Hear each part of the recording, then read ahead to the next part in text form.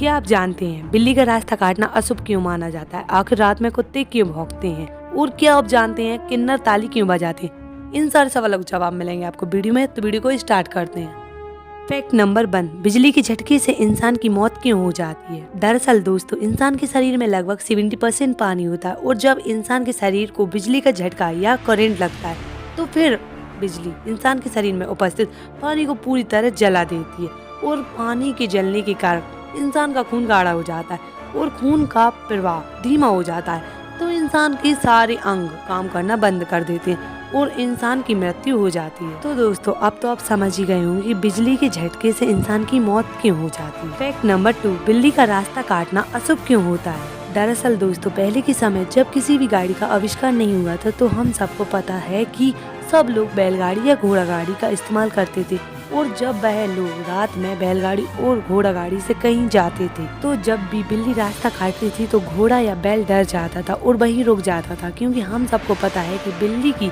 आंखें रात को कितनी चमकती हैं और उससे देखकर बैलगाड़ी रुक जाती। फिर घोड़ा या बैल काफी देर तक वहाँ से आगे नहीं बढ़ता था और फिर लोगों को बहुत देर होने लगती थी और तभी से धीरे धीरे अंधविश्वास बन गया कि बिल्ली का रास्ता काटना अशुभ होता है। Fact number 3, Nirma washing powder पर लड़की कौन है? दरअसल घटना उस समय की है जब गुजरात के कौशान भाई पटेल की एक बेटी थी जिससे वह बहुत ही प्यार करते थे। उसका नाम था निरुपमा और उसको वह प्यार से निरमा कहते थे। अपनी बेटी को आंखों से ओझल भी नहीं होने देते थे। वह चाहते थे कि उनकी बेटी एक दिन पूरी दुनिया में मशहूर हो, लेकिन एक कार एक्सीडेंट में निरमा की मृत्यु हो गई। बेटी की मौत के बाद वह अंदर से टूट गए, लेकिन उन्होंने हिम्मत नहीं हारी और वॉशिंग पाउडर का निर्माण किया जिस पर उन्होंने अपनी बेटी की तस्वीर लगाई।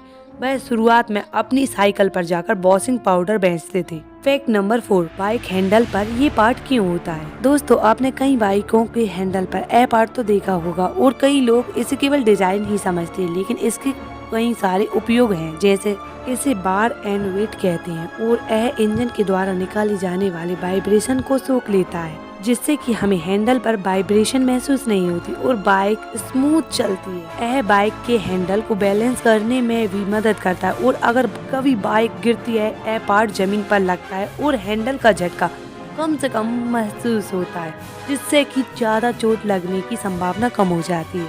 फैक्ट नंबर 5, किन्नर ताली क्यों बजाते हैं? आपको बता दें कि किन्नर बिना मतलब के ताली नहीं बजाते, बल्कि ताली का एक खास अंदाज उनकी पहचान से जुड़ा होता है।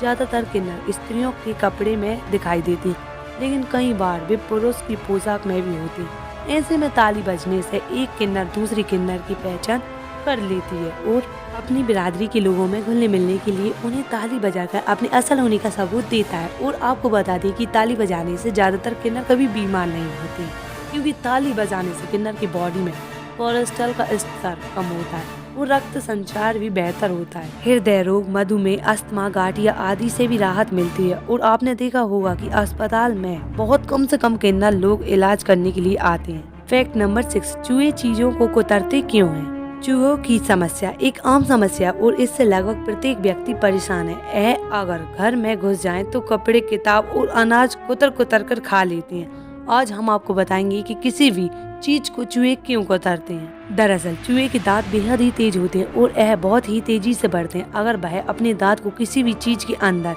ना घिसे तो साल भर में ये दांत 1 से 2 इंच तक बढ़ जाएंगे और उनके जबड़े को फाड़ डालेंगे और चूहे की मौत हो जाएगी। इसलिए चूहे अपनी जान बचाने के लिए चीजों को कुतरते रहते हैं। मतलब किसी भी चीज को कुतरना चूहों की मजबूरी है, शौक नहीं है। फैक्ट नंबर 7, शादीशुदा महिला के पैन कार्ड पर पति की जगह पिता का नाम क्यों होता है? भारत में एक लड़की की शादी होने के बाद उसकी पहचान बदल जाती है। तमाम सरकारी दस्तावेजों में और पहचान पत्रों में पिता के स्थान पर पति का नाम दर्ज किया जाता है, लेकिन पैन कार्ड एक ऐसा दस्तावेज है जिसमें शादी के बाद भी लड़की के पिता का नाम प्रदर्शित होता है। आखिर क्यों आयकर विभाग पति को मान्यता क्यों नहीं देता? ऐसा नहीं है कि आयकर विभाग पति या परिवार को मान्यता नहीं देता, बल्कि विभिन्न प्रकार के दस्तावेजों में पूरे परिवार की जानकारी होती है। पैन का full form permanent account number है। परमानेंट का अर्थ है मनुष्य के जन्म से लेकर मृत्यु तक एक ही अकाउंट नंबर होना। भले ही विवाह 7 जन्मों का बंधन हो, परंतु कानून में तलाक की व्यवस्था भी है। और मान लीजिए एक औरत के पति की मृत्यु हो जाती है और फिर औरत दूसरी शादी कर लेती है तो उसके पति का नाम बदल जाएगा। जिसके लिए पैन कार्ड को फिर से अपडेट करवाना पड़ सकता है। इसीलिए पिता के नाम को स्वीकृति दी जाती है। अगर पिता की मृत्यु हो भी जाती है तो उसका रिश्ता तो वही रहेगा। बस इसी वजह से पैन कार्ड में पति के नाम की जगह पिता का नाम तो ज्यादा महत्व दिया जाता है। फैक्ट नंबर 8, आखिर रात में कुत्ते क्यों भौंकते हैं? हिंदू धर्म के अनुसार कुत्ते वह सब चीज देख पाते हैं जो आम इंसान अपनी आंखों से कभी नहीं देख पाते हैं, जैसे भूत, आत्माएं और बुरी शक्तियाँ, जिन्हें देख रात को कुत्ते डर जाते हैं और भौंकना शुरू कर देते हैं। वैज्ञानिकों के अनुसार कुत्ते रात को इसलिए भौंकते हैं क्योंकि वह अपने आप को कभी कभी अकेला महसूस करने लगते हैं, फिर अपने बाकी साथियों को संदेश पहुंचाते हैं, तब वह रात को भौंकते और चिल्लाते हैं। फैक्ट नंबर 9, क्या होगा यदि कोई पक्षी एयरप्लेन से टकरा जाए? जैसे कि हमने स्कूलों में पढ़ा है कि यदि किसी तेज गति से आ रही वस्तु से किसी छोटी चीज से टकरा जाए तो वह वस्तु ब्लास्ट हो सकती है। दरअसल इसके पीछे का कारण है कि जब हवाई जहाज आसमान में होता है तब उसकी हाइट करीब 31,000 फीट से 35,000 फीट तक होती है। अगर पक्षियों की उड़ान भरने की बात की जाए तो वह हवाई जहाज की उड़ान भरने की हाइट से काफी ज्यादा होता है। इसी कारण से बीच आसमान में हवाई जहाज कभी भी पक्षियों के समूह या पक्षी से टकरा नहीं सकता है। अब आप लोगों के मन में ये विचार तो आया होगा कि जब हवाई जहाज लैंड या टेक ऑफ करता है तब वह काफी कम ऊंचाई पर होता है। दरअसल टेक ऑफ या लैंड के समय एयरपोर्ट इसका काफी ध्यान रखती है कि आसपास पक्षियों का समूह न आ जाए और इसी वजह से एयरपोर्ट प्रशासन काफी तरीका इस्तेमाल करता है और तो और हवाई जहाज रनवे पर से इतनी उड़ान भर लेता है कि वह पक्षियों के रडार में आ नहीं पाता है। इस तरह से हवाई जहाज और उसमें सफर कर रहे यात्रियों की सुरक्षा की जाती है। फैक्ट नंबर 10, सांप के काटने पर क्या करें और क्या ना करें? सांप के डसने के स्थान से 2 इंच ऊपर कपड़े की पट्टी अथवा रस्सी कसकर बांध दें। पट्टी लगभग 1 इंच चौड़ी होनी चाहिए। 20 मिनट के अंदर बांधी जानी चाहिए। इतनी टाइट भी नहीं बांधे कि नाखून का प्रवाह पूरी तरह बंद हो जाए।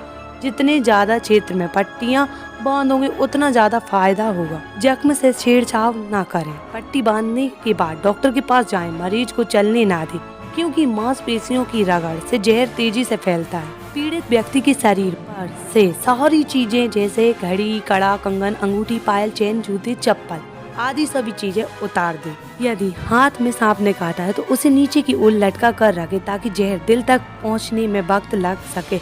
यदि पैर में काटा है तो उसे पलंग पर इस तरह लिटा दें ताकि मरीज के पैर नीचे लटके रहें। मरीज को शांत रखने की कोशिश करें। मरीज इतना उत्तेजित रहेगा उसका रक्तचाप भी उसी गति से बढ़ेगा। व्यक्ति को बेहोश नहीं होने दें। अगर वह बेहोशी हालत में है तो उसकी सांस पर ध्यान रखें और गर्माहट प्रदान करने के लिए पूरा प्रयास करें। उम्मीद है दोस्तों वीडियो अच्छी लगी तो वीडियो को लाइक करें, चैनल को सब्सक्राइब करें। Thanks for watching, thank you. और कमेंट बताएं इनमें सबसे अच्छा फैक्ट कौन सा लगा, कौन से फैक्ट को आप जानते हैं। Thank you guys.